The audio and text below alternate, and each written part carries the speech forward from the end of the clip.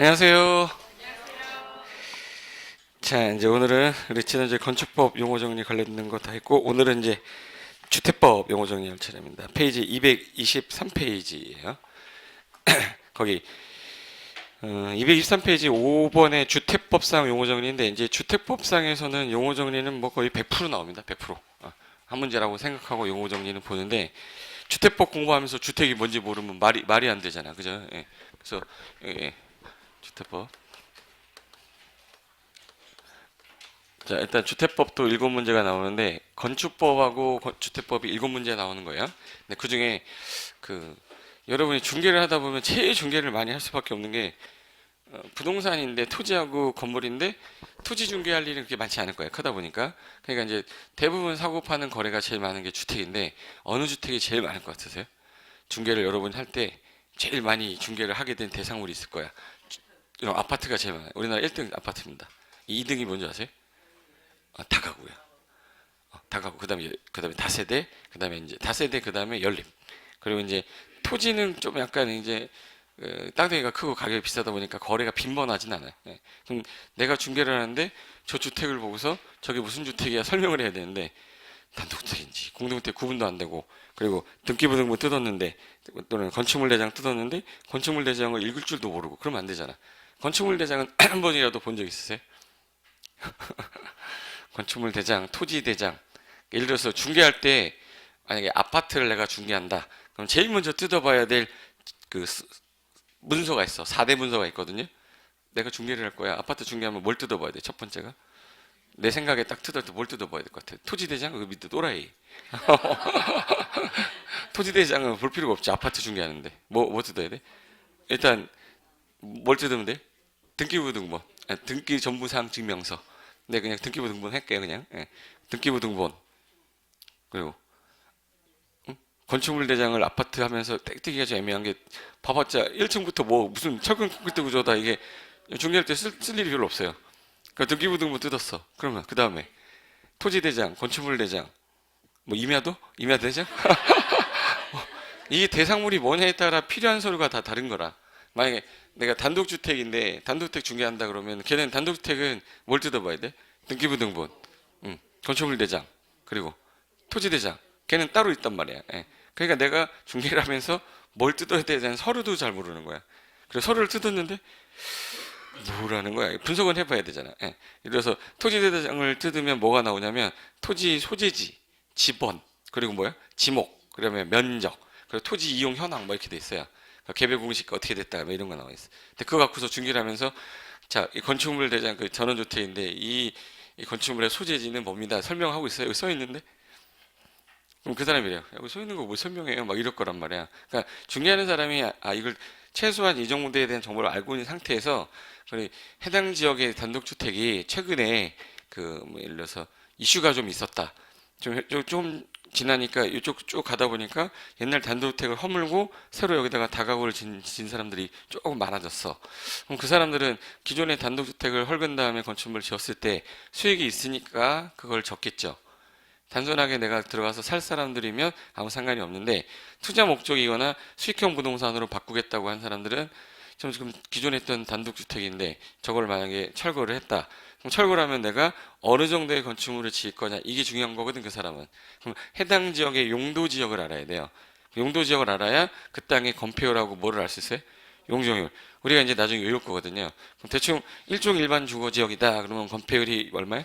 60에 용적률이 200이에요. 200. 100, 150, 200인데 시행령 가면은 또 조례 가면은 150으로 돼 있어. 서울은. 그럼 만약에 60에 150이다 그러면 내가 100평인데 50평 져서 3층 질 수 있는 거예요. 그럼 3층 졌을 때 50평이잖아. 100평일 때. 그럼 50평이면 건축물 50평짜리 3층을 짓겠다. 그럼 내가 여기다가 예를 들어 다가구를 짓는데 세 가구로 할 거야, 두 가구로 할 거야 정해야 될 거 아니야. 두 가구로 하게 되면 25평이죠. 세 가구로 하게 되면 예를 들어서 벽 두께를 다 빼고 생각하는 거야. 예. 벽 두께라든지 계단 다 빼고 했을 때 50평짜리입니다. 건축 면적이. 그러면 밑에 1층에다가 몇 가구 넣으면 돼요? 10평짜리로 5개 넣어도 되죠. 근데 뭐 계단 면적 복도 뭐 예를 들어서 그 두께 벽 두께 이런 거 빼면 한 8평 잡는다. 8평짜리 5개 지면 3, 50, 15개예요. 한 개당 50만 원 나오면 얼마야? 5, 25, 5, 1인 5. 750만 원 월세 받는 거야. 근데 들어가는 비용이 땅값이 있는 땅값이 2억이고 건축비가 만약 예를 들어서 2억에다 4억이라 대출받은 이자가 매달 400만 원 나간대. 그러면 이제 750, 400 빼면 350만 원이 월수야. 해야지. 맞기를 못 알아들은 거죠 지금. 예. 들어간 비용이 4억인데 대출 이자가 만약에 예를 들어 4억에 400만 원이 나온다. 근데 월세가 750이 나오잖아요. 그 상계치면 350만 원이잖아. 그러면 이제 그 사업은 해야 되는 거지. 여기 앉아가지고 책 보고 있을 시간이 없습니다 지금. 딱 나오면 빨리 사가지고 그 짓을 해야 되는데 해본 경험이 없기 때문에 어렵기 때문에 안 하는 거야. 예. 그럼 이제 그 사람이 원하는 거 그런 수익형 부동산을 원하는 거면 그거의 입지가 만약에 15개가 공실이 떨어졌어. 그러면 이제 공실이 되는데 5가구 들어왔고 10가구가 안 나와요. 그럼 그때부터는 이제 마이너스 되는 거야. 그럼 그 입지가 해당 주변에 다가구나 원룸이 별로 없어서 수요자가 많다 그러면 꽉 찼다 그러면 어느 정도 수익이 나오면 달려들어요. 살려는 사람이. 그럼 이제 내가 만약에 들어간 비용이 현재 4억인데 그럼 나중에 누가 6억 주고 사겠다 그러면 빨리 팔고 2억 남는 거죠. 예. 그럼 나중에 또 가가지고 땅 또 가가지고 또 해. 두 건 하면 4억 되는 거잖아. 그때부터 이제 내 돈으로 하는 거지. 월 평수입이 750이 되는 겁니다. 예. 해야 되잖아. 근데 건물 짓다 보면은 제가 옛날에 여기 이쪽에 여기 동그랗게 되는 그 뭐라고 그러지? 원형탈모. 그 북가현에서 주택 그때 질 때 당시 원형탈모 한번 생겼었는데 왜 생겼냐면 민원이 많이 들어와요. 그리고 건축하는 애들 말 더럽게 안 듣고 중간중간에 이제 막 갑자기 일어나서 뭐 건축비 좀 올라간다, 뭐 기존에 했던 것보다 더 들어간다, 입주 제한 때문에 뭐 소송 들어온다, 막 이런 말 들어오면 그때부터 이제 스트레스 받는데 한 번 해보고 난 다음부터는 이제 별로 스트레스를 안 받는다. 한 번 할 때가 제일 어려우니까. 그러려면 내가 그 토지하고 건물에 대해 주택에 대해서 어느 정도는 알고 있어야 되고 건축 공정도 좀 알아야 되고 건축 공정상 들어가는 비용이 대체 얼마나도 알아야 되고 세금도 알아야죠. 취득하게 되면 세금도 낼 거고 양도세 낼 거고 그 정도는 알아야 되니까 그거를 지금 현재 일반인들이 거의 다 알고 있어요. 단 중개업자들은 물어보면 몰라. 그러니까 중개업자가 이제 밀리는 거야. 예. 왜 그 사람들 그 일을 다 해봤던 사람들이 이제 땅 사러 다니지 생파 안 했던 사람들이 땅 사러 다니지 않거든요. 그러니까 중개업을 하신 분들이 오히려 더 실력이 없다고 보는 거야. 그 사람들은 무시하는 거죠. 자기는 경험이 있다 이거야. 근데 그 경험을 가지고 계속 하다 보면 무슨 문제가 생기냐면 법이 바뀌기 전에는 됐었는데 법이 바뀌어서 지금 안 되는 상태인데 땅을 산 거야. 그래 놓고 이제 안 된대. 자기는 옛날에 된다고 그랬는데 돼서 했었는데 법이 바뀌어가지고 일조 제한이 강화됐고 옛날보다 수익률이 떨어질 수 있겠죠. 그럼 그런 부분에 대해서 그런 실무하는 사람들은 법 공부를 안 하기 때문에 그런 부분을 이제 중개하시는 분이 최근에 내가 배웠던 법령에 따르면 옛날에는 되는데 지금 안 되니까 생각을 하셔야 된다. 뭐 이런 거를 잡아줘야 이제 좀 올라가 이게. 단순하게 그 사람한테 밀려다녀요. 업자분들이라고 해서 막 사람들이 무시할 수도 있어. 왜? 나보다 모른다고 생각하거든요. 왜? 언제 땄어요? 그러면 절대 27회 때 땄다고 하지 마세요. 예. 17회 때 땄나 내가? 막 이래야 돼. 예. 기억이 안 난다고 하도 오래전이라 무시한단 말이에요. 최근에 딴 사람들 무시해요. 예. 왜? 일을 안 해봤을 거라고 생각하니까 자격증 따면 절대 자격증 걸어놓을 때 그 앞부분에 몇 회 이런 거는 싹 가려놔 이렇게. 무슨 말인지 알죠? 그런 거 있으면은 대충 감 잡아요. 아, 이거 초짜구나 아니구나. 그런 거 안 당하려면 말할 때도 약간 법률적 용어 좀 쓰면서 약간 좀 어려운 말을 약간 쓰는 거야. 지금 현재 미국 경제가 좀 어려운데 지금 뭐 금리 인하를 한다는데 뭐 이런 식으로 얘기를 하면 평상에 관심 없던 사람들은 일단 죽고 들어가요. 근데 좀 쉬운 말 쓰고 그러면 무시하니까 약간 어려운 말도 좀 써야 돼. 그러면 이제 주택법에서 주택을 할 건데 얘는 왜 만든 법이냐부터 들어가야 돼요. 혹시 건축법이란 법은 들어봤는데 주택법은 내가 최근에 들어본 적은 없었다. 처음 공부하시는 분들. 건축법은 뭐에 대한 규제예요? 그럼 일단 대상물이 얘는 뭐를 규제하는 거냐면 건축물을 규제하는 겁니다. 건축물의 종류가 현재 우리 건축과 관련된 행정공무원이 만들어서 본 게 444개 종류가 있는데 그 중에 주택이 8개가 들어있어요. 여기 건축 종류에 주택이 몇 개가 있다고? 8개. 주택이 단독주택하고 무슨 주택으로? 공동주택. 단독주택 몇 개야? 단독주택 4개. 공동주택 8개잖아. 그러면 이제 주택의 종류가 단독, 다중, 다가구, 공간이 단독주택이고 아파트 연립 다세대 기숙사가 공동주택이다 해서 분류를 해서 종류를 넣어놨어요. 그러니까 444개 종류 중에 8개가 주택이야. 이건 어느 법상이에요? 건축법상. 그럼 건축법상 건물 짓는 사람을 뭐라고 부르냐면 건축주라고 그래요. 건축주라고 해서 건축하는 주체라는 뜻이에요. 그 건축주가 내가 건물을 지려면 가장 중요한 게 안전이기 때문에 건축법에서 가장 중요한 거 안전, 기능, 그리고 환경 미관이라고 그랬잖아. 안전하기 위해서는 우리가 정해놓은 법 절차에 다 맞아라. 그러면 너 건물 짓 때 그 건물 짓는 게 이 땅에 짓는 게 적법한지 우리가 검토하겠다. 그래서 제일 먼저 건축에 따른 뭘 받으셔야 돼? 허가. 허가 받고 나서 허가가 났으면 이제 공사에 착공 들어가요. 착공 들어간 다음에 공사 이제 진행하는데 진행 과정에서 요놈이 착공을 들어갔는데 도면대로 그대로 하는지 또 모르잖아. 그래서 건축주는 누가 필요하냐면 제일 먼저 필요한 사람이 누구냐면 얘가 내가 땅은 있지만 이 땅에다가 이런 건물을 짓 건데 얘가 그림을 못 그리잖아. 그러니까 누구랑 이미 계약은 했겠네. 설계자랑 계약했겠죠. 그럼 노가다 하는 사람도 있어야 되니까 누구도 있어야 돼? 시공자 있어야 돼. 시공자가 도면대로 안 하고 불법 행위할 수도 있잖아요. 그래서 누구 있어야 돼? 감리자. 그래서 요 세 사람을 계약을 다 따로따로 하게 돼 있어요. 설계자, 시공자, 감리자. 허가 대상 건축물이 아니라 신고 대상이면 감리자는 없어도 됩니다. 그럼 이제 허가 받고 난 다음에 착공을 들어가는데 이 자식이 똑바로 안 해? 그럼 이제 요거 시공할 때, 착공해서 시공할 때 요놈 감시해야 되죠. 그래서 중간에 뭐가 나오는 거야? 감리. 그럼 이제 시공이 다 끝나서 건물 다 졌어요. 아까 다가구 주택 같은 거 짓는 거 한 4개월 정도면 다 짓거든요. 밀고 하는 것도 짓는 데까지 4개월에서 5개월이면 충분히 끝나. 그럼 이제 다 졌어요. 그래서 바로 쓰면 안 되죠.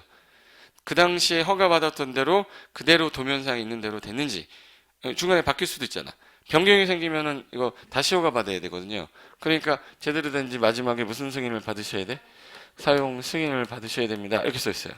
사용 승인 받았고 나서 이제부터 유지 관리해라 이렇게 됐습니다.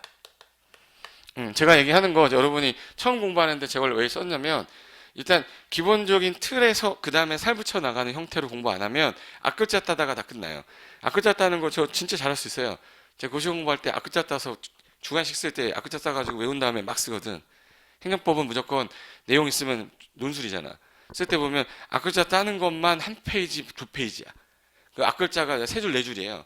앞글자 따다가지고 해보면 쓰기 위해서 앞글자를 따는 거야. 근데 우리는 주관식이잖아. 주관식이 아니라 객관식이잖아. 근데 앞글자를 막 따야 되는 거는 잘 나오는 것들 있죠. 항상 틀리게 하는 것들은 앞글자 따놓고 요거 하나가 빠졌네. 그래서 이거 틀었네. 이렇게 하면 돼. 그러니까 막 외우려고 안 하고 처음 보는 건데 해서 찍으면 되거든요. 객관식의 특징은 그거야. 많이 본 사람이 이기는 거거든요. 근데 주관식은 앞글자 따서 그걸 가지고 연습해서 많이 썼던 사람이 이기는 거야. 우리는 연습할 필요가 없잖아. 그냥 많이 본 거 찍으면 돼. 도관 농자예요? 도 긴 농자야? 여기 긴이 뭐야? 이거 틀렸는데 이렇게 하면 되는 거잖아. 그거를 우리가 외워야지만 된다는 생각 가지면 얘는 끝이 없습니다. 그러면 제가 이 순서 외우라는 거 아니에요. 당연한 거라고 생각해야 돼. 허가를 받았으니까 이제 공사에 착수할 수 있겠죠. 공사에 착수한다. 착수해라. 그게 뭐야? 착공이야. 착공. 착공했는데 이제 공사 들어가야 될 거 아니야. 공사 직접 한다. 이제 뭐야? 시공. 근데 제대로 하는지 봐야 될 거 아니야. 감리해야죠. 다 줬어요. 그러면 이제 나 뭐 받아야 돼요? 사용 승인. 근데 어떤 경우는 어떤 분들은 준공검사라고 하죠. 근데 법률적 용어는 사용 승인이 맞아요. 근데 일반인들은 사용 승인, 준공검사, 준공인가, 사용검사를 혼용해서 쓰기 때문에 그 사람들이 법 배운 사람들이 아니잖아. 그러니까 이제 지금 뭐 자기 마음대로 막 얘기하는데 우린 배운 사람이니까 법 배운 사람이잖아요. 그럼 건축 허가 받고 뭐 받아요? 그럼 뭐라고 대답하면 돼? 사용 승인 받아요 하면 되는 거야. 근데 준공검사라고 그러면 순 떨어져. 밥도 같이 안 먹어요. 그러면. 사용 승인 이렇게 하면 돼. 우린 법에서. 근데 이 상태로 진행해서 건물을 다 짓고 나면 자 여기 빈 땅이었었어요 지금. 지난주에 한 거 같긴 한 거야? 내가 건물 짓는 걸 뭐라고 그랬지 이거? 건축이 몇 가지? 5가지. 제 빈 땅에다가 건물 짓잖아요. 신축이잖아요. 지금 그 신축이라는 걸 하려면 이 절차를 거친다는 얘기야. 이제 나중에 다 짓고 난 다음에 사용 승인 될 때쯤에 건물이 있을까요 없을까요 이제? 이제 건물 있겠죠 이렇게. 있어. 사람 태어나면 제일 먼저 뭐부터 하죠? 사람 태어나면? 출생신고하죠. 그럼 쟤도 이제 태어났다라고 어디다 기재를 해야 될 거 아니야.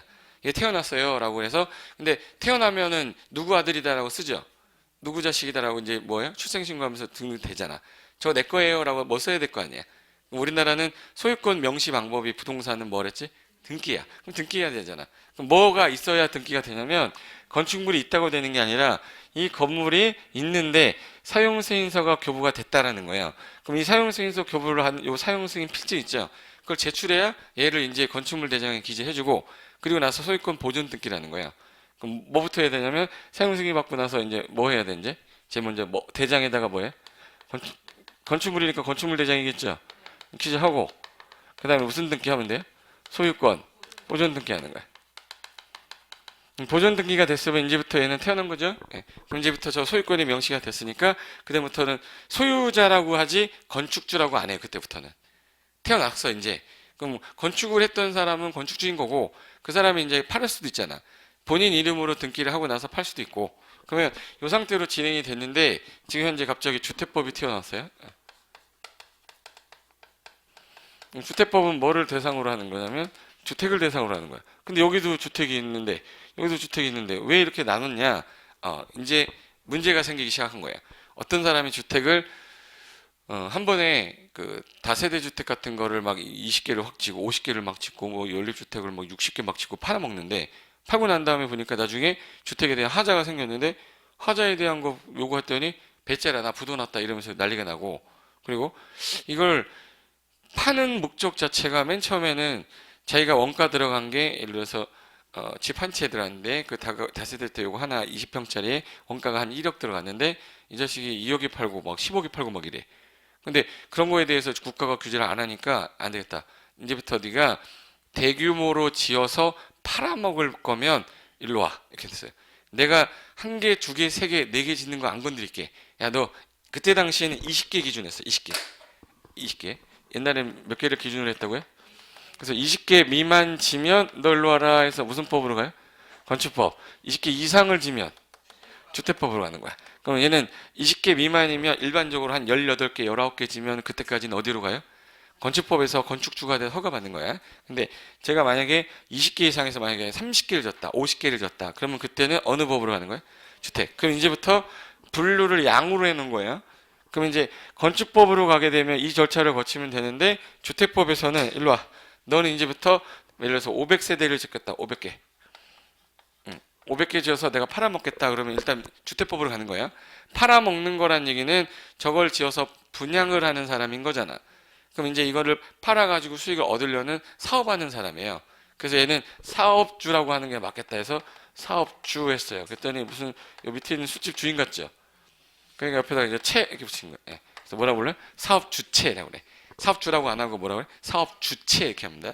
그러면 사업주체는 그러면 너가 이 건물을 어떻게 지어서 어떻게 팔 건지 계획 갖고 와. 그래서 얘는 허가란 말을 안 쓰고 똑같은 허가란 표현 써버리면 건축법 받은 것 같이 보이니까 그러면 야 너 어떻게 사업할 건지 사업 계획 작성해 갖고 사업 계획 작성해서 뭐 받으세요? 승인 받으세요. 그래서 사업 계획 승인이라는 표현으로 바꾼 거예요. 그러니까 건축법이 돼 있어야 단어가 이렇게 바뀌었구나 이게 되는 거지. 건축법이 안 된 사람은 저게 무슨 말인지 또 이해가 안 돼. 그럼 여기서 똑같아 이제 사업계획 승인 받았으면 공사에 들어가면 되겠네. 공사 들어가는 거 뭐라고 그러죠? 착공. 그거 똑같아.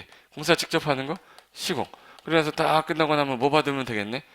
여기서 사용 승인해버리면 무슨 법 받은 것 같아요?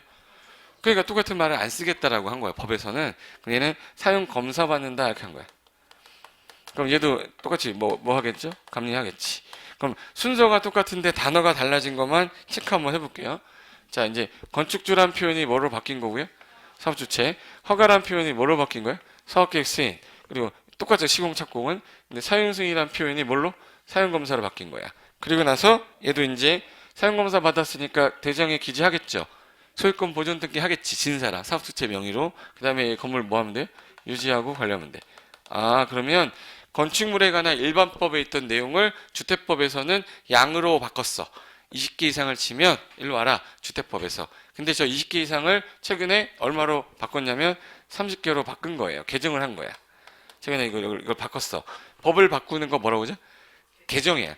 그럼 예전에 하나 여쭤보고 할까? 주택법하고 건축법 중에서 건축법은 허가받아서 다 건물 짓고 나면 나중에 주택을 분양할 때 얘가 만약에 18개를 졌다고 그럴게요. 18개를 지었어. 그럼 18개면 무슨 법으로 가는 거죠? 그럼 건축법 가서 얘가 뭐가 되는 거지? 건축주. 그럼 건물 다 짓고 난 다음에 사용승인 받고 나서 이거 팔면 되죠. 그럼 이제 얘는 저거 18개를 파는 거, 나눠서 양도하는 거 뭐라고 하죠? 분양이라. 파는 거야. 분양을 할 건데, 분양하는 방식이 무슨 방식일 것 같아요? 느낌이? 어떻게 분양을? 18개를 어떻게 분양하지?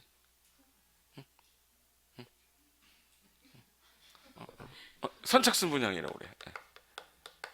선착순 분양이 무슨 뜻이지, 이거? 먼저 온 사람한테 팔겠다 이거죠. 18세대 지었는데 팔려고 그러는데 마이크 들고 다니면서 집 팔아요, 집 팔아요 못 하잖아. 그러니까 지나가다 보니까 전봇대가 있는 거야. 붙이자 해서 붙인 거야. 예. 그래서 무슨 빌라 뭐 분양 뭐 이렇게 붙여놓은 거야. 예. 그리고 공인중개사 몇 번 분양해주면 뭐 얼마 주겠다 뭐 이렇게 한 거예요. 그러니까 선착순 분양하는 거야. 근데 얘 같은 경우는 지금 500개 줬죠. 근데 어떤 애는 뭐 예를 들어서 1000개 짓는 애도 있고 어떤 애는 뭐 예를 들어서 5000세대 짓는 애도 있어. 그럼 얘네들 같은 경우는 이거 지려면 비용이 좀 많이 들겠네. 근데 국가적 차원에서 1000세대, 5000세대 지려는데 저거 땅 매입 비용부터 해서 건축비가 장난이 아닐 거 아니에요. 그럼 자금이 없는 애는 저걸 못 해요. 근데 제가 지금 아파트를 1000세대를 짓 건데 이거를 분양받을 사람들을 있을 거 아니에요. 그럼 그 사람들을 미리 모집을 해가지고 네가 계약금 얼마를 좀 줘라. 그리고 중간에 몇 개월 지나서 중도금 1차 정도 얼마 줘라. 그럼 내가 그거를 사업비용에다가 뭐 할게? 충당할게. 그러려면 이제 돈이 없어도 땅만 매입할 정도의 PF 자금만 육성이 되면 분양해가지고 돈 땡기면 되거든요. 그래서 얘는 다 짓고 나서 분양한 게 아니라 먼저 분양을 하는 거야. 대한민국은 잘 살던 나라가 아니었기 때문에 돈이 없었어요. 그래서 먼저 분양하는 걸 뭐라 그래? 선분양. 그래서 얘는 선분양을 먼저 한 거야. 원래는 다 짓고 난 다음에 팔아야 되잖아요. 그러니까 얘는 다 짓고 난 다음에 파겠다. 선착순으로 와라 이거예요. 그냥 선착순이 아니야. 선분양인데 이상하게 분양을 지 멋대로 막 하니까 안 되겠다. 그럼 우리네가 그럼 분양하는 방식 만들어 줄게. 어느 법에다가? 주택법에다가. 그럼 니네는 앞으로 이제 이렇게 법률에서 이렇게 쓰는 거야. 분양을 받을 사람을, 즉 집에 들어갈 사람을 입주자라고 하는 거야. 그럼 입주 들어간 사람은 입주자죠. 입주하기 전까지는 뭐죠? 입주 예정자야. 그럼 입주자를 미리 모집을 해서 그 사람들한테 계약을 하면 되죠. 그래서 입주자를 모집 공고하겠다라고 해당 구청 가서 승인을 얻어야 돼요. 그래서 입주자 모집 공고 승인 신청이 나야 입주자 모집 공고를 해서 일간신문에 공고 때려요.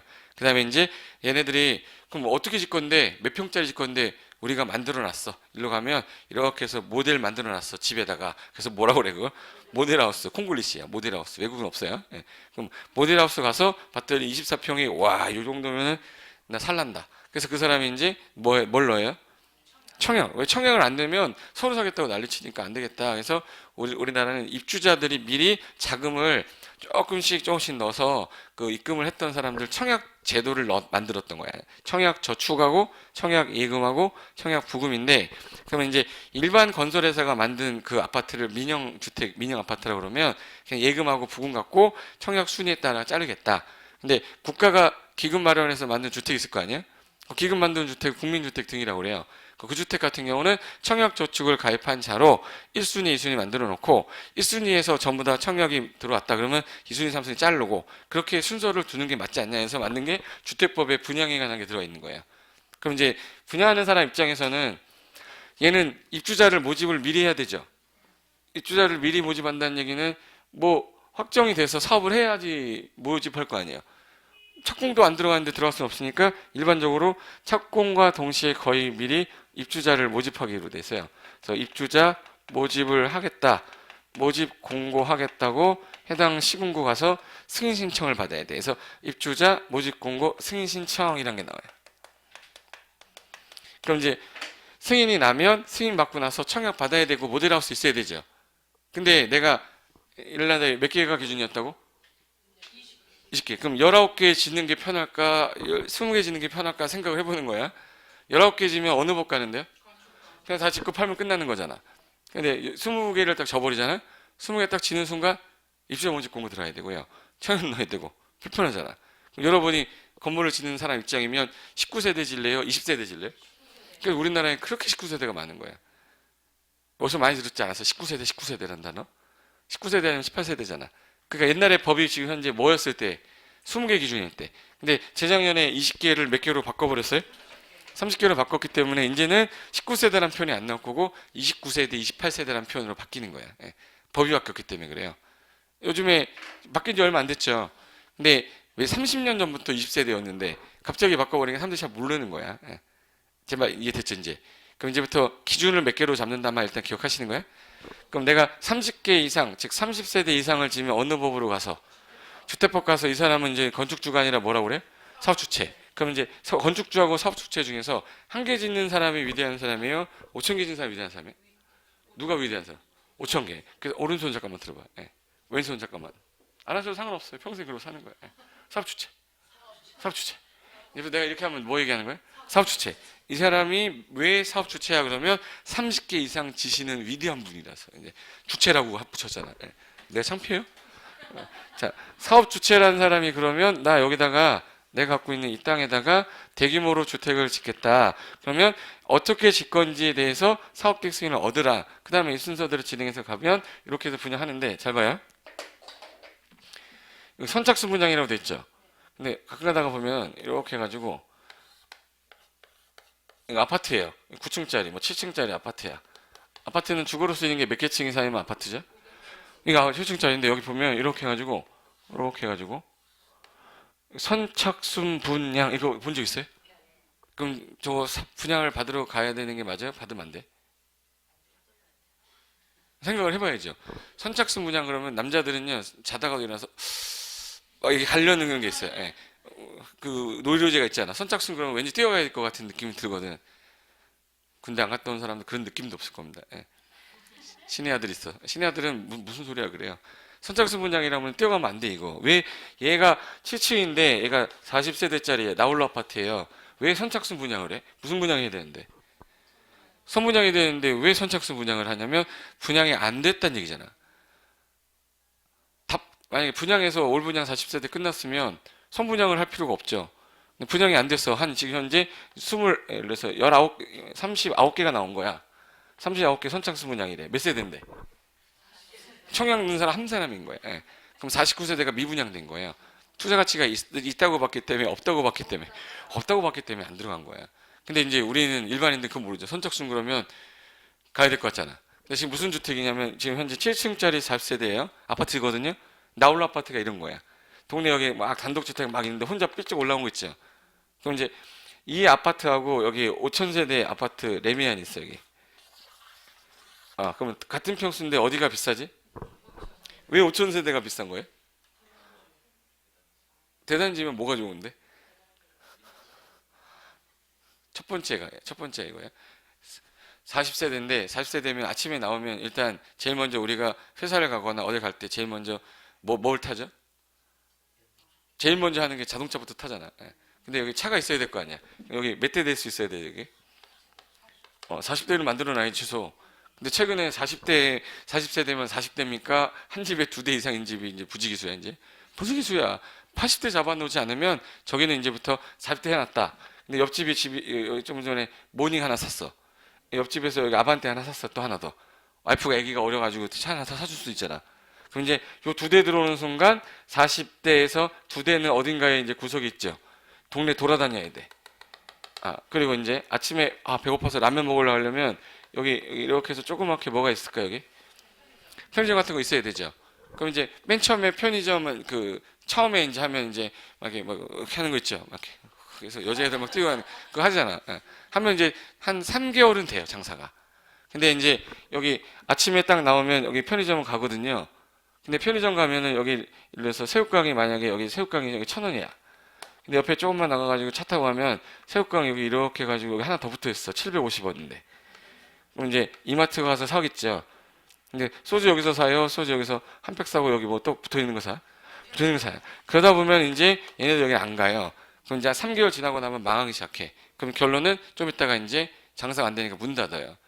라면 하나 먹으러 바로 앞에 나왔는데 문 닫아놨지. 이제 그 안에 옆에는 중개사무소 있어요. 중개사무소 처음엔 중개가 다 해서 끝났지. 그래서 이제는 저 동네에서 이제 할 게 없어요. 그럼 어느 날 가면 중개사 문 닫아 있어. 그래서 입구 들어올 때 보면 여기 상고 안에 여기 어느 날부터 여기 거미줄이 쳐져 있고요. 여기 중개사무소 여기 종이가 막 너덜너덜 되기 시작해요. 그럼 이제 주차하려고 그러면 잘 들 데가 없잖아. 빙글빙글 돌아야 돼. 아이씨 그러면서 슬슬 이제 짜증이 나기 시작합니다. 저 동네가.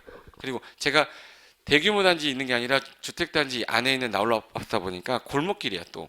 그러니까 차가 들어올 때 진입 오는데 저쪽에서 누가 와. 근데 옆에 누가 차 세웠어. 이제부터 게임 끝난 거야 이제. 뒤로 빼줘야 되는데 뒤에 또 차가 있어요. 그럼 이제부터 이제 골목길에서 문제가 또 발생하기 시작하니까 싫다 이거야. 근데 대단지는요 여기 안에 자체 주차도 잘 돼 있지. 대단지다 보니까 큰 도로에서 바로 들어오게 돼 있거든. 그러다 보니까 차기도 편한 거고 이 안에 이제 상가 같은 경우가 큰 게 있어서 피아노 학원 보내면 바로 여기 가면 돼. 근데 피아노 학원이 있어 여기? 우리 아들 피아노 학원 가려면 저까지 가야 돼요. 오다가 중간에 여기 좀 이제 한 9살짜리 껌 씹는 형이 있어. 그럼 그 형한테 걸리면 이제 피아노 학원 가다가 중간에 돈 뜯기고 막 그러니까 이제 살기가 점점 불편해지면서 사람들이 뭐를 좀 좋아하기 시작해요? 일로 가. 그리고 얘 관리비 많이 나오고 얘 관리비가 덜 나와요. 관리비 많이 나오겠지. 그러니까 여러 가지 문제가 좀 생기다 보니까 소규모보다는 대규모가 좋다는 인식이 생겼고, 그리고 얘는 초등학교 가려면 저까지 가야 되는데 우리나라는 3,000세대 이상이 되면 학교가 무조건 들어가요. 그럼 단지 안에 학교가 있는 거야. 위험할 게 없어요. 나와서 일로 가면 되니까. 그러니까 대단지 단지로 갈 수밖에 없는 거야. 그러니까 아파트 가격이 올라가는 거지. 부모 입장에서는 여기 훨씬 좋거든요. 돈이 좀 비싸더라도 난 일로 가겠다. 그러다 보니까 나홀로 아파트 자체가 이제 이미지가 안 좋잖아요. 그러니까 분양이 안 돼서 선착순하는 거야. 근데 사람들이 이제 슬슬 뭘 알아요, 이제? 선착순 분양이 미분양인 거 알잖아요. 그러니까 걔네들 뭐냐면 회사 공급분 이렇게 나와요. 예. 회사 공급분, 특별 분양 뭐 이렇게 해가지고. 그럼 회사 공급분 이런 거 회사가 갖고 있던 게 안 팔렸다는 얘기잖아. 근데 왠지 또 특별 분양하니까 좀 쌀 것 같잖아. 예. 그러니까 그렇게 해서라도 걔네들 팔아서 떨어버리려고 하는 거야. 그러니까 지금 현재 분양하는 형태가 선착순 분양이라는 건 일반적으로 무슨 법에서 쓰는 거예요? 근데 주택법에서 만약에 썼다는 얘기는 걔가 분양이 다 안 돼서 뭐 됐다는 얘기예요? 미분양이 됐다는 얘기예요. 분양이 안 돼서. 그러면 이런 형태로 분양을 할 건데 지금 제가 하려는 건 무슨 법상이죠, 지금? 그럼 주택법상 주택하고 건축법상 주택이 완전히 똑같지 않아요. 얘는 목적이 대규모로 주택을 뭐 하는 거냐면 짓는 거죠. 건축이라고 안 하고 얘는 건설이라고 그래요. 대규모로 주택을 뭐 해서 건설해서 이거를 분양을 하는 거야. 목적이. 분양한다는 얘기는 건설된 주택을 공급한다는 얘기예요. 대규모로 건설해서 공급할 때 파는 거는 뭐라고 하고요? 분양. 빌려주는 거는 임대라고 그래. 그러면 결론은 이 두 개를 목적으로 하는 건데 현재 임대는 임대주택법이라는 게 있어요. 그리고 최근에 법을 또 개정하면서 임대주택법이라는 걸 공공주택에 관한 법으로 다시 또 바꿨어요. 그래서 이 임대주택법 우리 시험 범위가 아니니까 우리는 뭐만 하면 되겠네? 분양. 그리고 대규모로 공급했으니까 마지막에 뭐까지만 하면 되냐면 관리해야 되는데 요 관리에 관한 게 이번에 되게 많이 빠졌어요. 공공주택법으로 이관이 돼서 시험 범위상에서 현재는 있어요. 근데 아마 시험에는 아마 관리 파트가 안 나올 것 같아 또. 최근에 관리 파트가 안 나왔는데 그걸 빼려고 하고 있기 때문에 우리는 관리 파트가 있구나 정도는 아는데 관리 파트가 다른 법으로 이관이 많이 됐다. 그리고 이거 하려면 돈 들어가죠. 돈 들어가니까 뭐가 있어야겠네? 자금. 그럼 이제 주택법에서는 대규모로 주택을 건설해서 뭐 하는 거 공급하는 뭐 하는 걸 분양.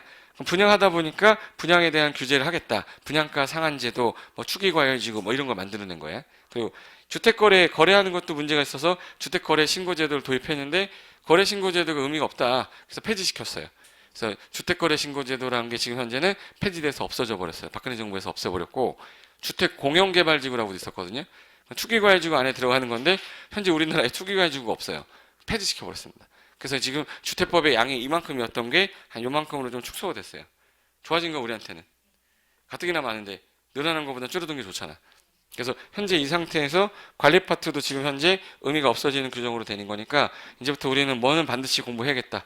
주택, 그리고 나서 건설 절차, 그리고 뭐예요? 분양. 요거 위주로 해서 공부하면 되는 거야. 그러면 여기서 분양을 할 건데 혹시 주택에 분류를 할 때 여기다 쓸까? 주택 분류할 때요. 건축법 할 때 단독주택에서 단독주택 네 글자니까 몇 개? 네 개. 우리 순수 단독주택하고 다중주택하고 다가구주택하고 공관이라고 있었어요. 공간. 그리고 공동주택 있어요. 공동주택도 몇 개?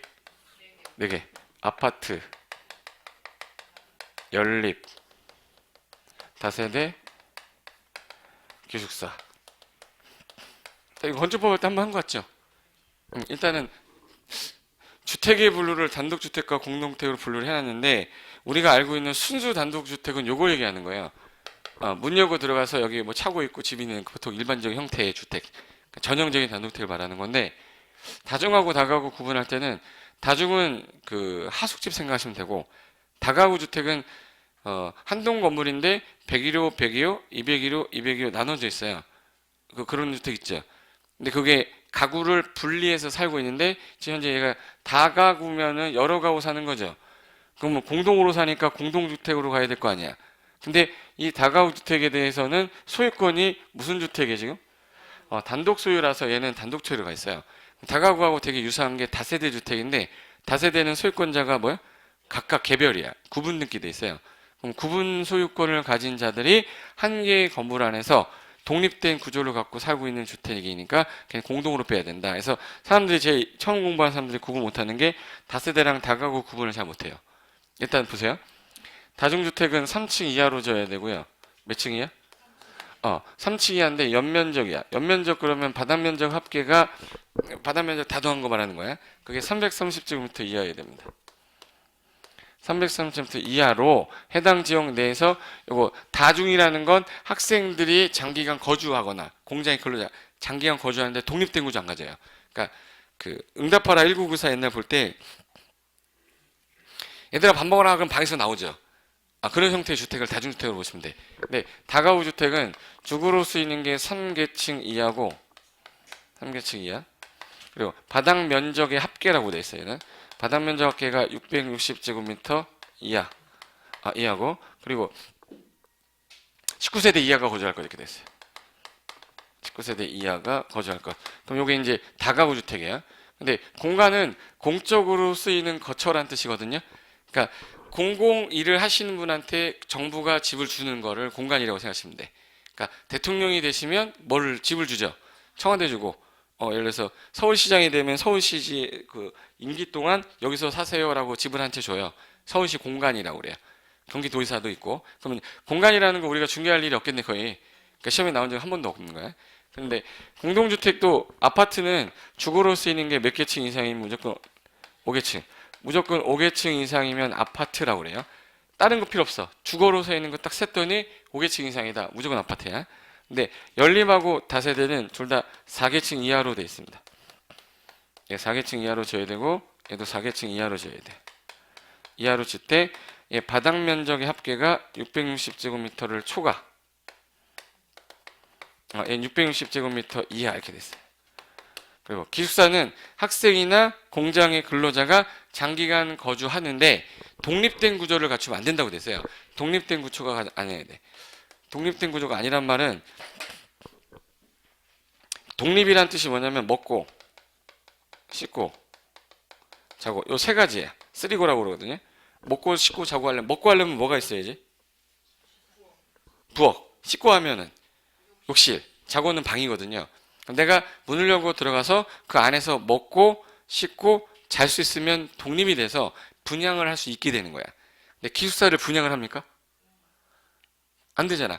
최근에 그래서 옛날에 기숙사는 공동치사는 옛날에 공동치사였는데 지금 치사할 수 있게 해줬어 이제. 그리고 이제 기숙사를 그냥 분양할 목적이 아니기 때문에 편하게 하려고 이렇게 만들어주긴 했는데 일단 얘는 먹고 씻고 자고 독립이 안 됐다는 얘기는 기숙사 100위로 사세요. 그러면 누가 100위로 사? 못 사죠. 분양 목적이 아니란 얘기예요. 근데 지금 주택법은 뭐 하려고 하는 거지? 분양하려고 하는 거잖아 지금. 근데 분양하려고 하는데 이 주택법에 얘가 있으면 안 되지. 그러니까 얘는 주택에 빼야 돼요? 포함해야 돼? 그래서 지금 제가 판서 쓴 거는 건축법입니다 지금. 근데 주택법상 주택은요 분류할 때 일반적으로 단독주택과 공동주택으로 구분하되 아파트, 연립, 다세대로 구분한다 이렇게 돼 있어요. 뭐가 없네? 기숙사가 안 나와. 기숙사는 분양 목적이 아니기 때문에 그래서 주택법에서 기숙사라는 말을 안 쓰는 거야. 주택에. 그리고 위에 단독, 다중, 다가구 공간. 여러분 만약에 단독택을 지을 때 예를 들어서 50개의 단독을 짓는다. 그럴 때 다중을 짓냐 다가구를 짓냐 그런 거 구분 안 하겠대. 그냥 순수 단독으로만 구분해요. 그러니까 지금 제가 동그라미 친 거는 무슨 법상 분류로 보시면 돼? 주택법상 분류야. 흰 색깔로 쓴 거는 건축법상 분류예요. 그럼 이제 이 상태에서 제가 이 그림을 딱 그렸어요. 이게 무슨 주택인지 맞추면 시험 문제 이렇게 나옵니다. 자, 이게 이렇게 돼서 여기 바닥 면적이 100제곱미터야. 바닥 면적이 100제곱미터입니다. 1층, 2층, 3층, 5층, 6층 됐어. 자, 이 주택의 종류는 건축법상 문제예요. 자, 이 주택의 종류가 뭐야? 아파트죠. 왜 아파트야? 5개층 이상이니까. 그게 쉬운 문제야. 별로 안 어렵죠.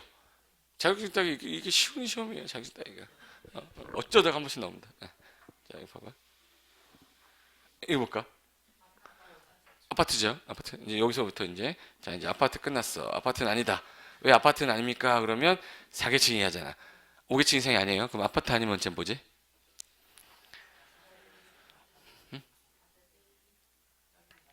이제 보는 거야. 일단 몇 개층이지 지금?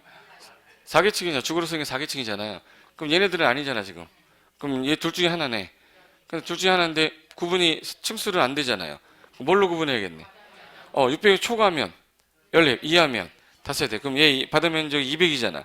248, 800이죠. 800이니까 뭐로 가야 되네? 연립으로 가야지. 제가 연립주택이라고 그래. 이해됐어요? 근데 만약에 50, 50이면 50, 50이잖아? 그럼 100이죠. 그럼 400이잖아. 그때는 뭘로 가는 거야? 다세대로. 근데 요거 지워보자. 이거 뭐라고 그러지?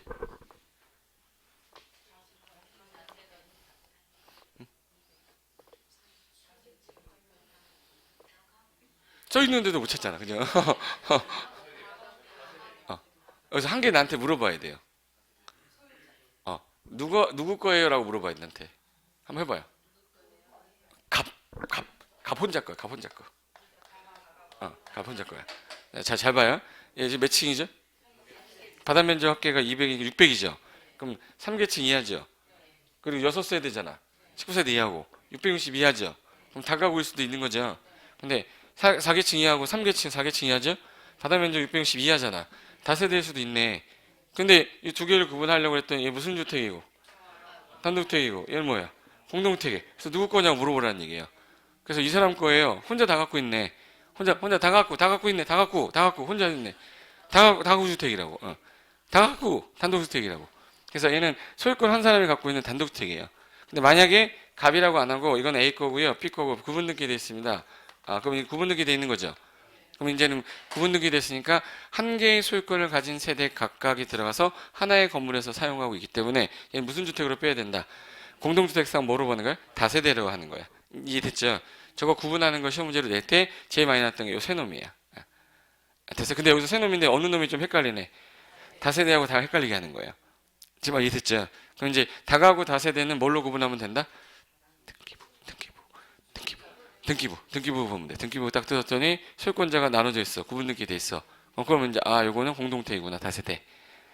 갑 혼자 갖고 있네. 그러면 요게 갑이 혼자 갖고 있으면은 잘 봐봐요. 주인이 아마 여기 살 거야. 대부분.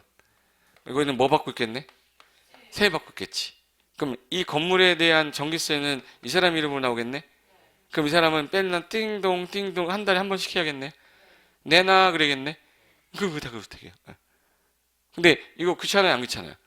그러니까 요즘에 건물을 다가구 줄 때 질 때 아예 계량기를 따로 만들어요. 나온 만큼 받으려고.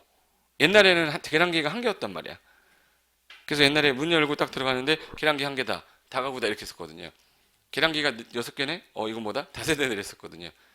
이거 문을 잠가 놓은 애도 있죠. 그럼 옆에 골목 있을 거 아니야. 골목 뒤로 딱 들어가면 뒤 보이잖아요.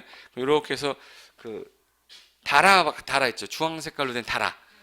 그 하수 이렇게 해가지고 그게 이제 하나가 있으면 단독주택 다가구야. 그게 6개가 있으면 다세대였다고. 근데 요즘에 근데 다가구를 아예 다세대처럼 줘버려요. 옛날에는 그래서 그렇게 구분했었어요. 예. 내가 어려운 거 한 거 아닌데.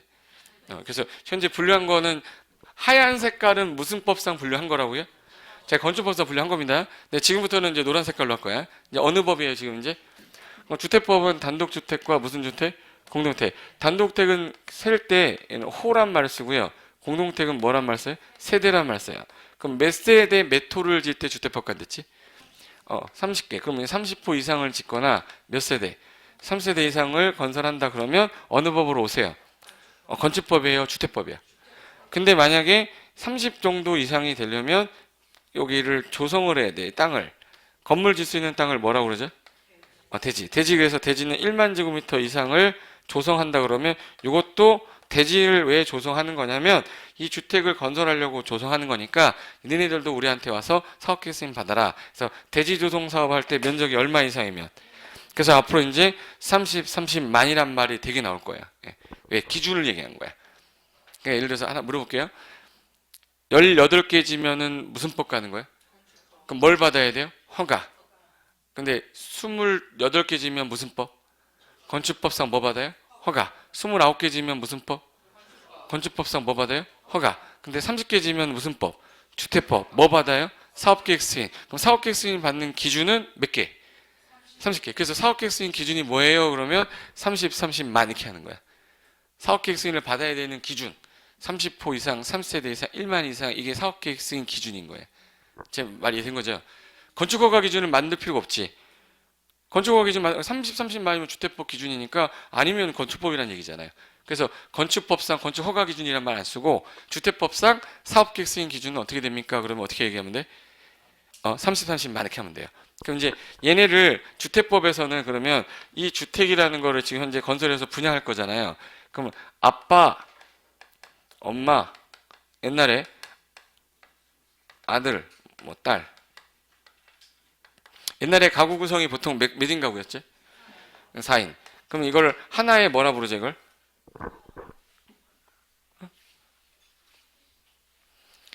아빠 밑에 있는 아들을, 아빠 밑에 있는 아들. 나는 세대 구성원이죠.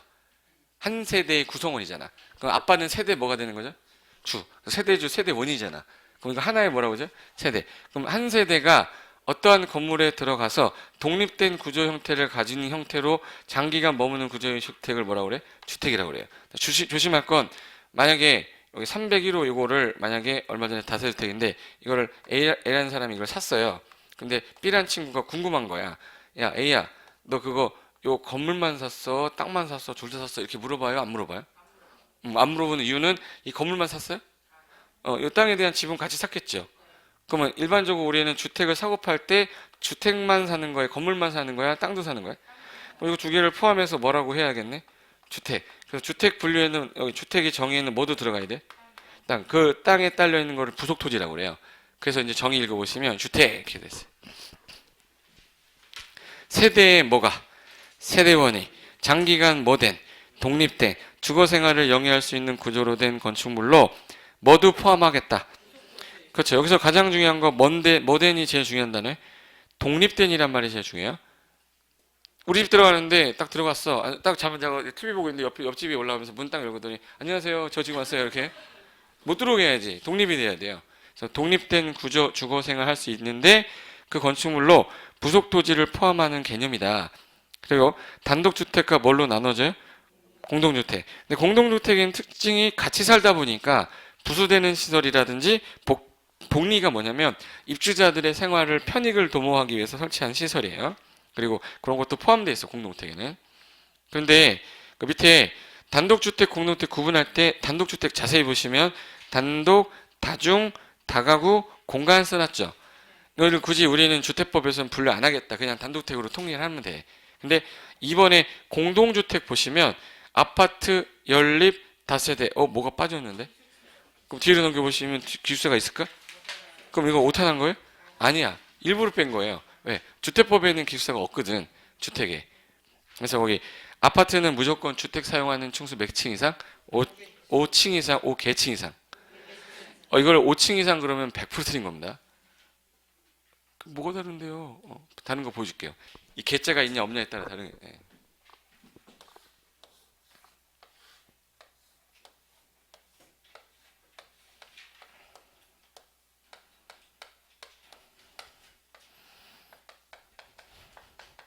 자, 1층은 슈퍼하고 미용실로 쓰고 있거든요. 그리고 여기 바닥 면적은 전부 다 100제곱미터라고 할게요. 바닥 면적 다 한 개당 다 100제곱미터야. 자, 일단 주거로 쓰이는 건 몇 개네? 주거로 쓰이는 거. 네, 3개요. 하나, 둘, 셋, 넷, 5개잖아. 얘는 뭐라 불러야 돼? 아파트야, 아파트. 아파트죠? 아파트야. 근데 이렇게 하면 뭐냐고 여기서 그 중에. 예. 뭐냐고 여기서 얘 중에 뭐냐고. 받으면 100이라니까 다. 100. 100. 연립주택이에요. 연립주택이에요 저거.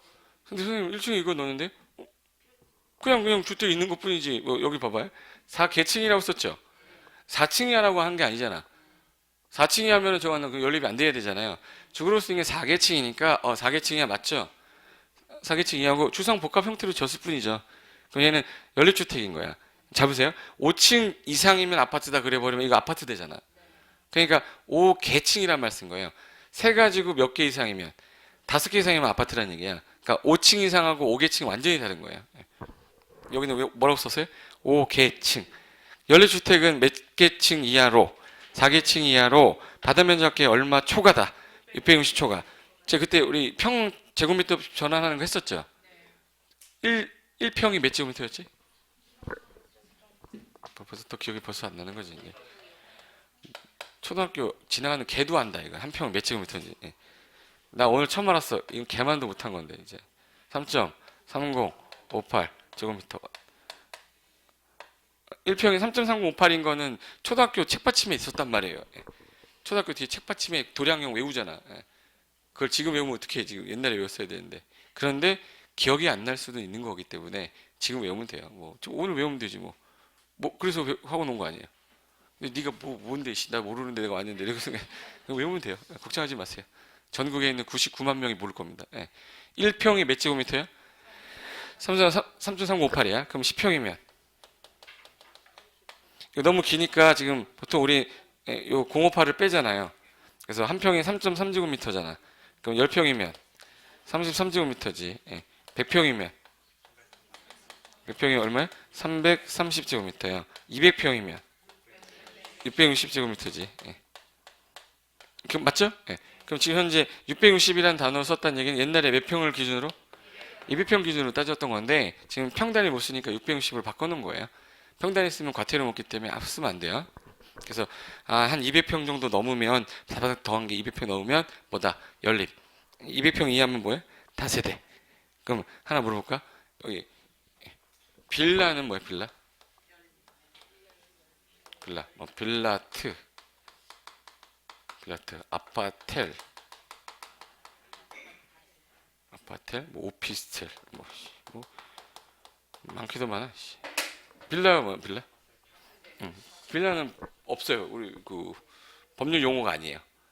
빌라라는 건 혹시 다세대 분양해요 해서 연립주택 분양해요 그럼 뭐 어가 좀 없어 보이죠? 연립주택 분양합니다. 다세대 분양합니다. 뭐 없어 보여요? 다세대 없어 보이잖아. 다세대 왜 없어 보여요?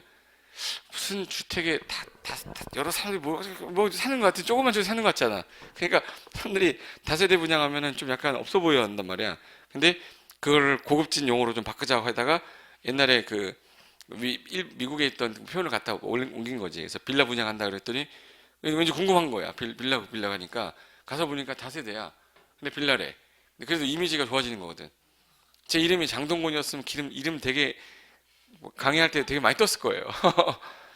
막상 보니까 장동건은 아닌데 이름이 장동건이면 일단 호감부터 가잖아. 안 가나? 이병헌으로 해야 되나? 정정철로 할까요? 고상천 받고 정정철로 할게. 그럼 일단 이미지가 빌라라고 하니까 있어 보이잖아요. 그러니까 어느 날부터 다세대 분양을 빌라 분양 하다가 누가 열받기 시작해요? 연립보다 빌라가 좋아 보이잖아. 그럼 얘네들 슬금슬금 하면서 빌라 분양한다고 그래요. 그래서 온통 연립 다세대 다 빌라라고 했던 거야. 법률 용어다. 법률 용어 아니다. 아니다. 예. 빌라트는 뭐야? 빌라 같은 아파트란 뜻이에요. 나홀로 아파트 이거 아까 그 빌라트라고 그랬던 거야. 그러니까 이런 거 분양이 거의 대부분 선착수 분양이에요. 빌라트 무슨 빌라트 분양했는데 선착수 분양이 써 있어요. 빌라는 또 뭐고 트는 또 뭐고 선착순이 뭐야? 이거 하면 안 되고 옛날에 아파트인데 나홀로 아파트 느낌이 드니까 빌라트라고 해가지고 분양했던 거고 이거 없어 법률 용어에. 아파텔은 뭐야? 아파텔? 텔 아파텔 뭐야? 아파트하고 오피스텔 합성한 거예요. 결론은 오피스텔이야. 예. 그러니까 주거용 오피스텔을 아파텔이라고 그랬었던 거예요. 법률 용어 아닙니다. 예. 결론은 법률 용어는 얘밖에 없어요. 예. OFFICE 텔. 예.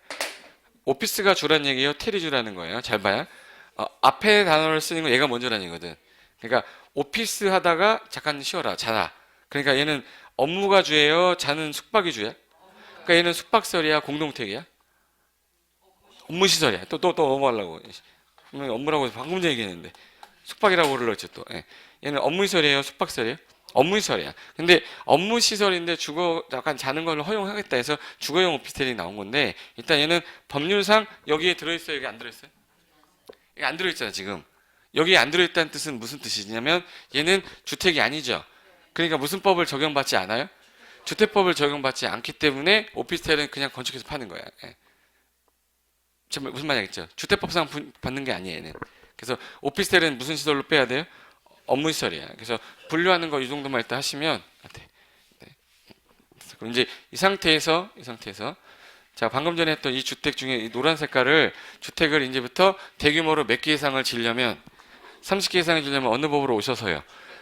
너는 이제부터 뭐라 부르겠다. 사업주체. 그 너 어떻게 할 건지 나한테 와서 뭐 받아라. 사업계획서에. 착공 들어갈 때 입주자 모집을 미리 해라. 선 분양하고 그 다음에 청약 넣어서 당첨되면 중도금 1차, 2차, 3차, 4차, 5차, 6차 낸 다음에 사용공사 받으면 보존 등기 하겠죠. 등기를 건설업체 이름으로 했다가 마지막에 장로 치르면서 키 받으면서 소유권 뭐예요? 이전 등기. 그 다음에 유지관리는 소유자가 하면 된다. 이런 뜻이에요. 그러니까 건축법의 절차를 표만 약간 바꾼 거라고 생각하면 돼. 그러면 이 절차상에서 이제부터 주택에 관련된 것가 또 하나 나와요. 도시형 생활주택이라는 게 튀어나오고 중간에 한 번 나온 게 준주택이라는 게 하나 튀어나와요. 네, 그게 용어 정리상에서 뒤로 한 장 넘기실까요?